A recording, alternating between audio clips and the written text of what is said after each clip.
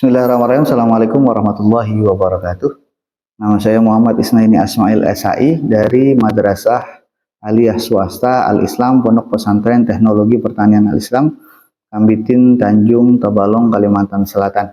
Izinkan saya pada hari ini untuk membawakan sebuah materi yang berjudul Al-Milkiyah.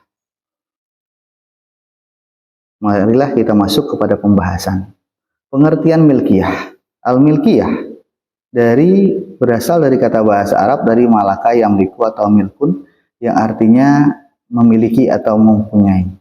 Secara istilah arti bahasa adalah hubungan secara syariat antara harta dan seseorang yang menjadikan harta terkhusus kepadanya dan berkonsekuensi dipindah tangankan sesuai syariat selama tidak ada pembekuan dalam tata cara penggunaannya. Adapun orang-orang yang dibekukan penggunaannya atau pengeluarannya atau tasyarufnya adalah yang pertama adalah orang gila dan yang kedua anak kecil kecuali di dalam perwalian. Dasar atau asas hukum tentang kepemilikan salah satunya ketika Allah berfirman di dalam Al-Quran surah Al-Ahzab ayat 50 yang berbunyi ya ayyuhan nabiyyu inna ahlalna laka azwajaka allati ataita ujurahunna wa ma malakat yaminuka mimma afallahu alaika. Wahai nabi, sesungguhnya kami telah menghalalkan bagimu istri-istrimu yang telah kamu berikan mas kawinnya dan hamba sahaya yang kamu miliki, yang termasuk apa yang kamu peroleh dalam peperangan yang dikaruniakan oleh Allah untukmu. Adapun macam-macam kepemilikan terbagi menjadi dua, yaitu kepemilikan utuh dan kepemilikan tidak utuh. Kepemilikan utuh adalah kepemilikan barang sekaligus pemanfaatannya, sedangkan kepemilikan tidak utuh adalah kepemilikan barang saja atau manfaat saja. Adapun sebab-sebab kepemilikan utuh itu ada 4. Pertama, al-isti'la ala al-mubah, yaitu kepemilikan seseorang terhadap barang yang belum pernah ada dalam kepemilikan seseorang dan tidak ada larangan secara syariat dalam memilikinya. Contohnya ikan-ikan di laut atau ikan-ikan di sungai yang kemudian ditangkap oleh nelayan. Adapun syarat-syarat kepemilikan dengan sebab al-isti'la ala al-mubah ada 2. Pertama, belum pernah berada dalam kepemilikan seseorang. Kedua, kesengajaan dalam memiliki. Jika tidak dalam kesengajaan, maka tidak dianggap sebagai kepemilikan. Contohnya burung yang masuk ke dalam rumah, maka belum dimaksudkan menjadi kepemilikan orang yang punya rumah.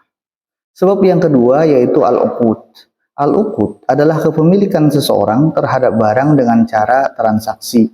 Contohnya transaksi hibah atau pemberian, transaksi yang berupa ba'i atau jual beli atau i'arah pinjam meminjam dan lain-lain. Adapun sebab yang ketiga yaitu khalafiyah. Khalafiyah adalah kepemilikan barang terhadap seseorang dengan cara pergantian, baik pergantian orang yang dikenal yang disebut dengan warisan ataupun berupa pergantian barang secara ganti rugi. Sehingga kemudian khalafiyah dibagi menjadi 2. Pertama warisan, kedua ganti rugi. Warisan adalah pemindahan kepemilikan secara otomatis dengan sesuai hukum syariat dari seseorang kepada ahli warisnya. Sedangkan ganti rugi atau tadmin yaitu kewajiban ganti rugi terhadap barang yang dibebankan kepada orang yang merusak barang tersebut. Adapun sebab keempat adalah tawallud min al-mamluk. Tawallud min al-mamluk adalah kepemilikan seseorang terhadap hasil dari apa yang dia miliki. Contohnya buah dari pohon yang ditanam sendiri, anak sapi dari sapi yang dimiliki, ataupun susu kambing dari kambing yang dimiliki. Adapun kepemilikan tidak utuh yang tadi kita bagi menjadi 2 yaitu kepemilikan barang dan kepemilikan manfaat. Yang pertama kepemilikan barang adalah kepemilikan seseorang terhadap barang saja sementara manfaatnya dimiliki oleh orang lain. Contohnya, Pak Ahmad berwasiat kepada temannya Yasir agar menempati rumah Pak Ahmad selama Yasir masih hidup. Maka jika Pak Ahmad meninggal, maka kepemilikan rumah menjadi milik ahli waris, tetapi manfaat rumah masih dimiliki oleh Yasir sampai dengan Yasir meninggal barulah hak rumah menjadi utuh kepemilikan kepada ahli waris dari Pak Ahmad.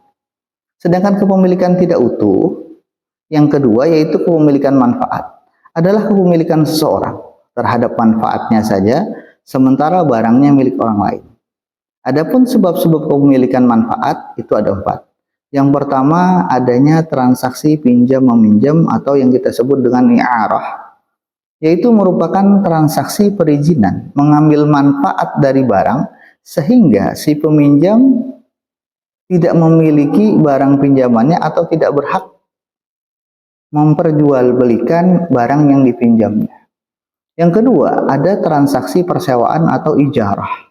Ijarah adalah pihak penyewa menyewakan barang kepada pihak kedua, sehingga pihak kedua mengambil manfaat dari barang tersebut sampai pada batas waktu yang disepakati dan tidak boleh menjual barang yang disewanya.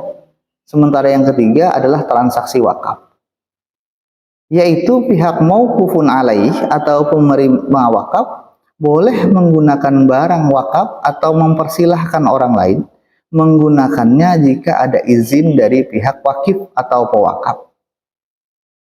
Karena wakaf adalah memberikan manfaat kepada mauqufun alaih, tetapi barang wakaf tidak boleh diperjualbelikan. Sedangkan yang keempat adalah transaksi wasiat manfaat. Seperti dalam contoh kepemilikan yang dilaksanakan oleh wasiatnya oleh Bapak Ahmad terhadap Yasir selama beliau masih hidup. Sekarang kapan selesainya hak manfaat dari pemanfaatan barang dari tersebut?